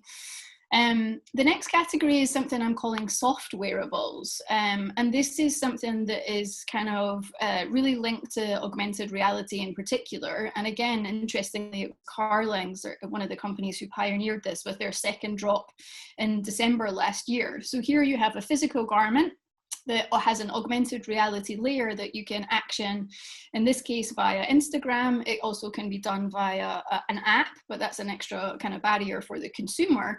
And this is something that we're definitely going to see more people kind of experimenting with going forward. And then the next area is something which, again, kind of terrifies some people, but I'm sure like anybody else, your social media feeds have been kind of taken over by people as Britney Spears or Scarface in the last few months, where people have used various different face impressions app or reface app. This similar type of technology is something that actually could be used, I say in a positive way, I mean in a positive commercial context, to, for instance, you could be the face of a campaign for Gucci, or if you're in your home environment, you could see what you look like in a garment in an e-commerce environment, instead of you having to try it on, and lots of kind of research coming out in the last 2 days, just particularly about the impact of returns. I think all of this as well is really going to be impacted and kind of pushed forward by the evolution of Web 3.0, where we have all these different potential people, things, places being able to talk to each other, again, in a kind of safe way, hopefully. What are the different things we can use it for? So this is initially a chart that I created for digital fashion alone, but actually if you put digital fashion with AI or even just straight fashion with AI, there's a lot of similarities. So we talked earlier, you named checked it about things like made to order, creating something digitally before it's committed to physically. There again, there isn't enough people in the sector doing this quite as yet, but it's something that is really kind of begging to be invested in.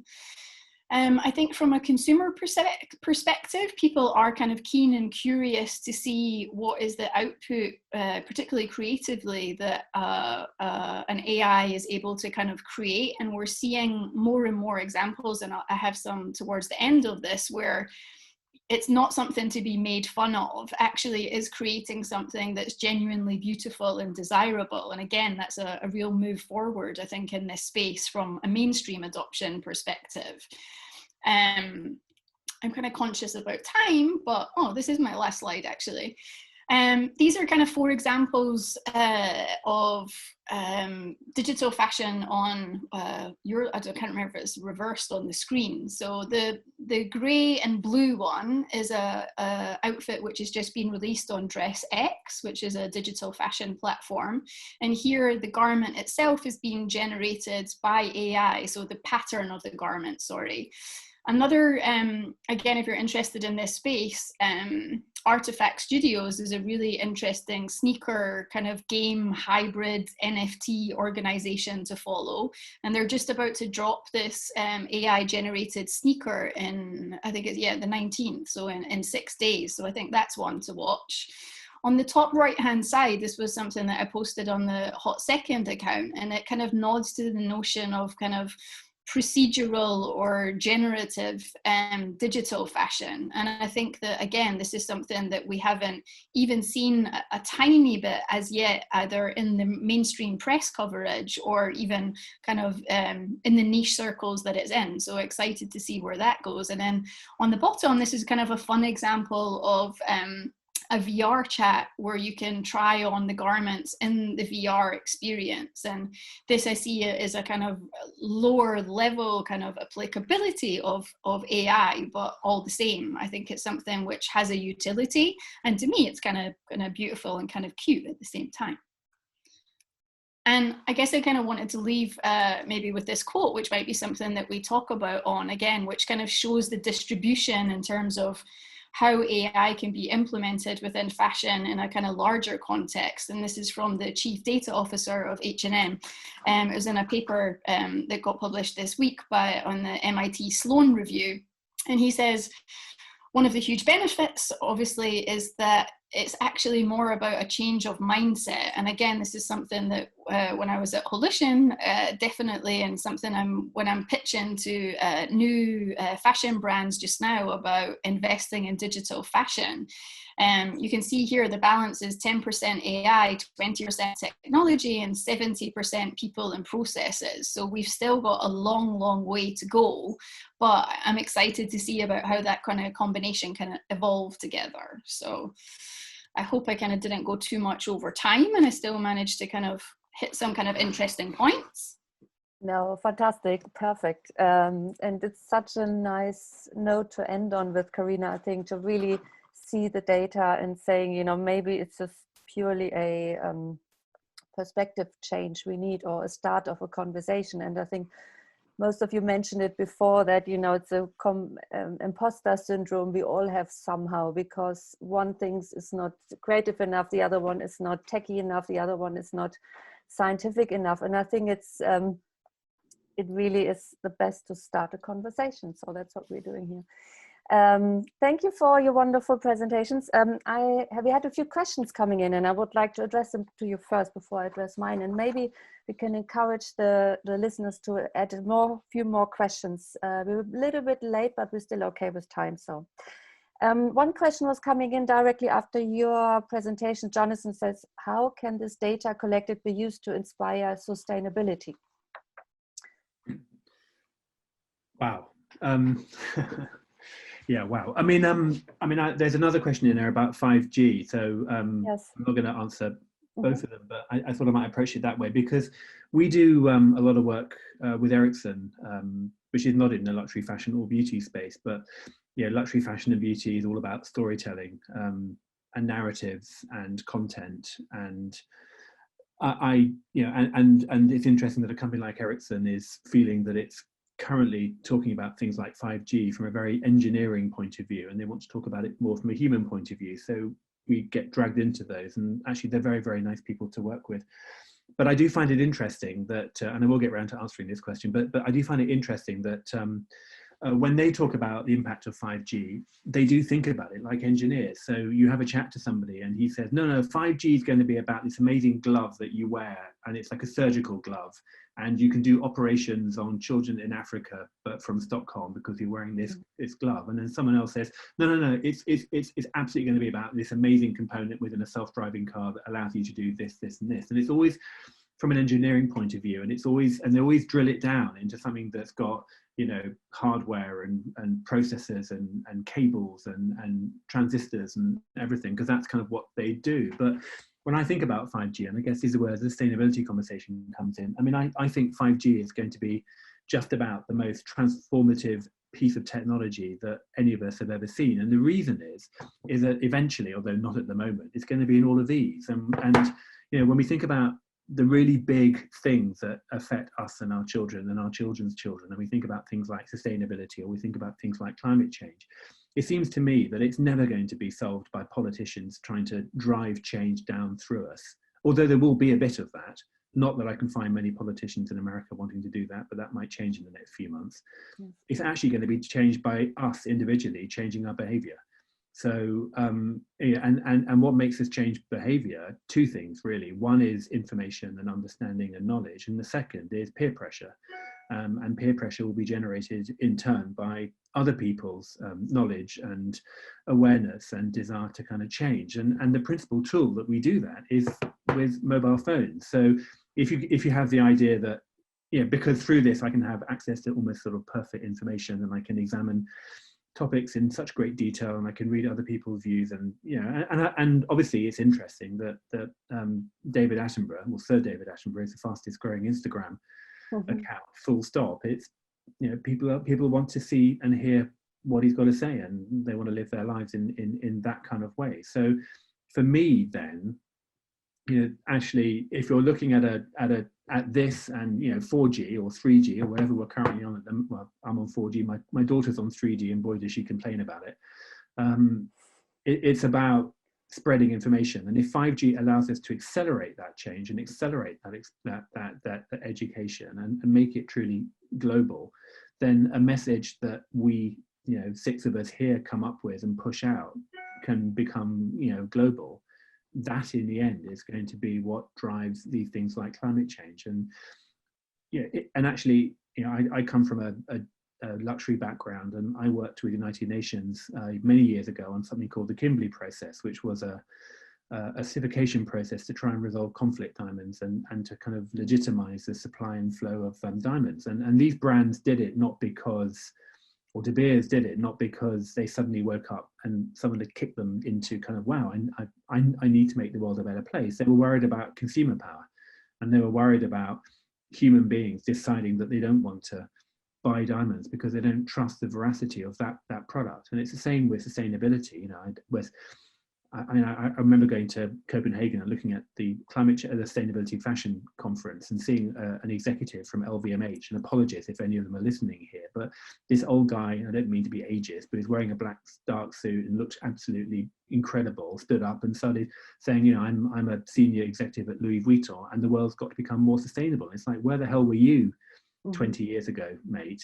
You know, okay, let's just celebrate the fact that you're at the party and not commiserate the fact that you're late. And they're doing it not because they feel it's the right thing, because they're worried about the impact on sales. And impact on sales is education, but at a global level. And education at a global level means this, and this means 5G. So that's how I think sustainability will be solved, by people talking about things. Great, thanks, Jonathan. Anyone else has a take on 5G and sustainability in this context? Helen, what's your approach on 5G? Do you look at that during your research? You look more at the history, right, rather than the... So we most of us stopped mostly sort of in the 90s with our look. So it's mostly sort of 60s to 90s, the time span that we are looking at. We keep thinking that there's about 15 different projects that could follow on from ours, because there's so much happening. And even those of us who say, well, I'm probably going to stop in the 80s, say that's just because that's how much I can do in the 3 years that we have for our project. But then the developments don't stop in the 80s. So we're hoping that maybe either we as a group or others will keep going beyond the sort of 90s and the early 2000s, and then see how these developments were happening later on as well. Yeah. Yes, great, thanks. Well, there was another question. Given the limitations of AI now regarding black box audit issues, large, clean, unbiased data needed, etc., which area within fashion sector is AI adding the most value in terms of monetization? Luca, is that something you can? Yeah, thank you. On that? Well, it's a huge question. So I think that most of the things we are saying are still in the very early stages. So we are talking about fashion and AI, but still, when we meet clients in the fashion industry, they are still in the other century. So it's really rare right now to meet, apart from the very well-known cases, I guess. You know, brands that have been so able to incorporate AI in their ordinary workflow. So let me say that this is still early stage. But then, of course, there are spaces in which AI is at work. I think e-commerce, which is one of the most, I guess, hot spaces in terms also of how they use recommendation and AI. So this is actually an area in which is exploited a lot. I think there's a lot of talk about efficiency, as I was mentioning before, like the case that we built last year, efficiency in the stock and the supply chain, and that there's a lot of, I would say, under the hood AI, something that is not really visible to the end user or the end customer. Because we've been talking a lot about creativity and things that you want to buy, want to wear, at least digitally. So then there's a lot of things that are happening, I would say, very downstream, where the business is made, where the money is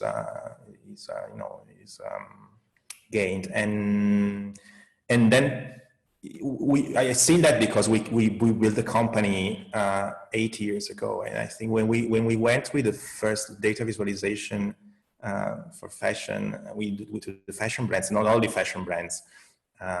By the way, they were built by one of the leading data visualization agencies at the time. It's called Accurate, and we designed it with Giorgio Lupi.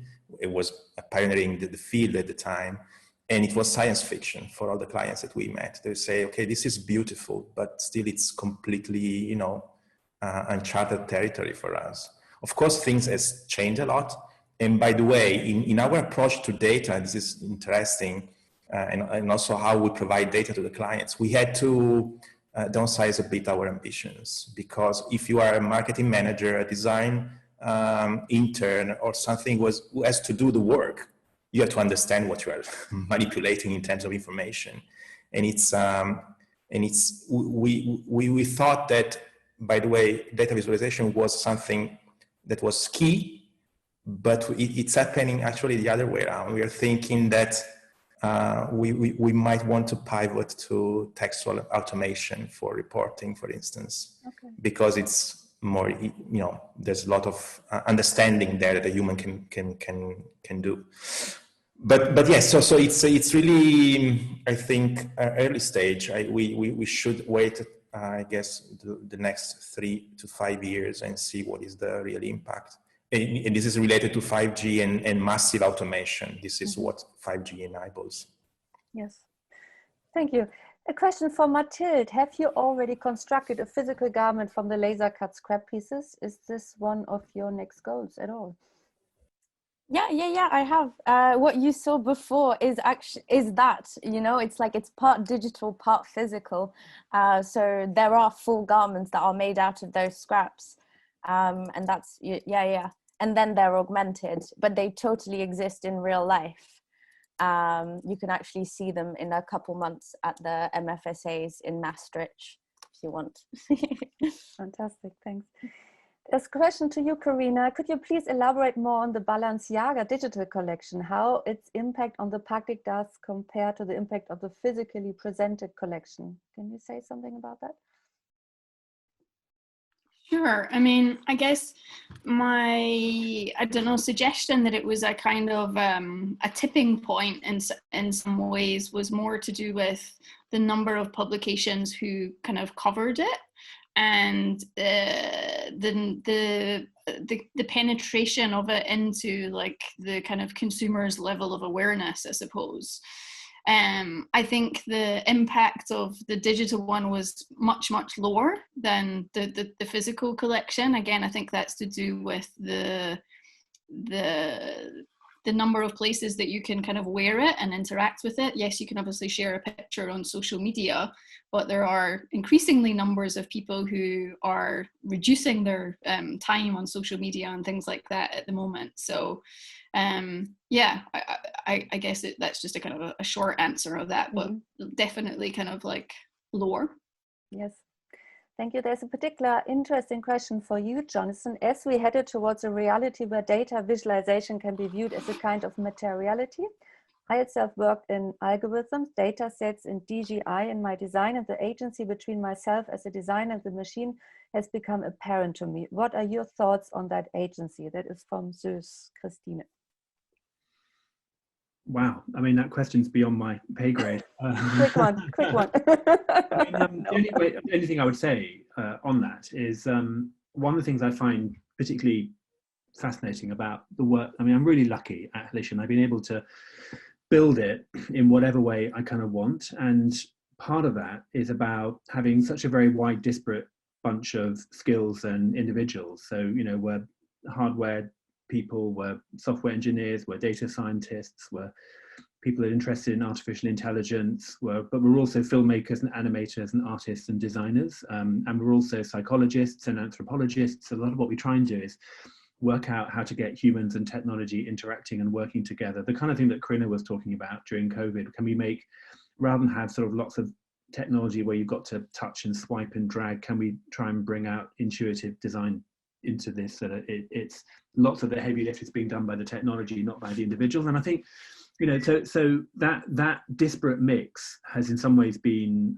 you know, the curse of Holition, because we're very generalist, but it's also been the sort of the passion and the positivity of it. So just because it automatically brings into play fantastic serendipity, and I'm a massive fan of serendipity. I'm also a massive fan of negative space. I'm really interested in pushing projects into kind of slightly dark, unknown, uninvestigated areas. In many ways, Holition is about exploration and discovery and trying to work out what's on the other side of the hill. So when we kind of go back to that question, and we think about things around algorithms and data sets and DGI, what I see there is really interesting skill sets, slightly disparate skill sets. And you know, when I think about the teams, in many ways, my job, I guess, because I'm none of those things, is to kind of blur the lines so that I can get creatives interested in programming, and I can get an artificial intelligence or a data scientist interested in psychology. And so all of this is about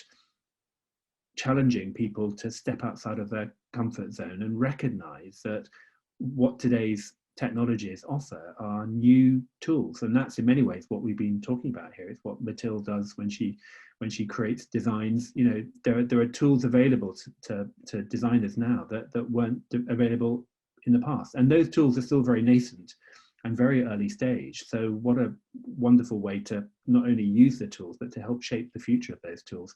And also, again, when I think about the future of technology, and I'm often being asked this, I mean, in many ways, the future of technology is, yes, well, actually, Gerd Loka mentioned, you know, spoke about it very well in his book, Humanity versus Technology. He talked about the recursive nature of technology, to self-learn and to be self-aware, and to, I think that's, and obviously most of the work that we're doing now has an element of that. But the other piece is the combinatory piece of technology, how technologies now are joining together to create super intelligence. And again, we think about AI, it wasn't that long ago, maybe only 2 years ago, that AI was about, you know, building a machine that could beat a human at chess.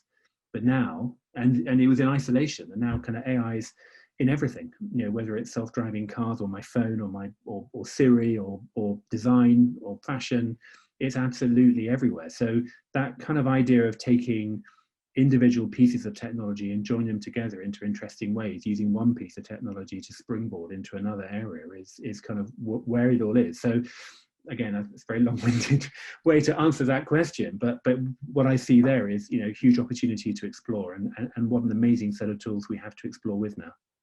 Yes. We're running a bit out of time, but there's one question. What impact do you think AI and fashion will have in the gaming industry?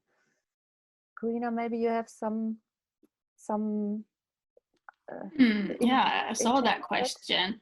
I mean, it'll make things faster and it'll hopefully maybe help us figure out what we want before we want it. So those kind of classical things that I think AI is able to do.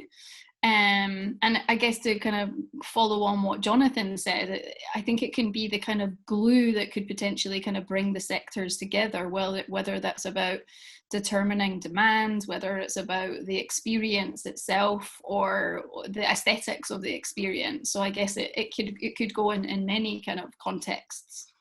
Yeah, I suppose being a mother of a son who plays Fortnite as well, you know, it's a generation thing as well, and perception about fashion as such. You know, it's a new playing field for the new generation, and I think it's challenging us. You're probably not digital native, so. Mathilde, do you have any connection to the gaming industry? No, have you been approached, or are you planning sustainable fashion outfits for? Oh, for gaming, like for gaming, exactly. Yes, yeah. No, that's a little bit of what I'm working on at the moment. Okay, fantastic. Starting the project, but it's early stages to gamify virtual fashion. But in terms of links to AI, I think one of the from a design standpoint, one of the difficulties when you're translating, whether it is a digital garment or a physical garment for a real life person, you know, you've got certain proportions there, and when you're translating this to a virtual character, those proportions usually change. You know. Yeah, most video game characters have different proportions. So AI could help you do that translation, because otherwise it's a whole other redesigning process to be able to translate this. So maybe it would help basically the AI unifying those platforms and not having to have a designer redesign for each platform, and maybe unify all those kind of like different avatars that we have nowadays, you know, corresponding a bit more to, I guess, like the cyborg identity that we have, you know, where you can be your person in your organic self, but also your personality on Instagram, but also an avatar, you know, in Fortnite, or in like a web VR platform, for example, like, you know, Engage or something like this, and to be able to wear those clothes in those different platforms.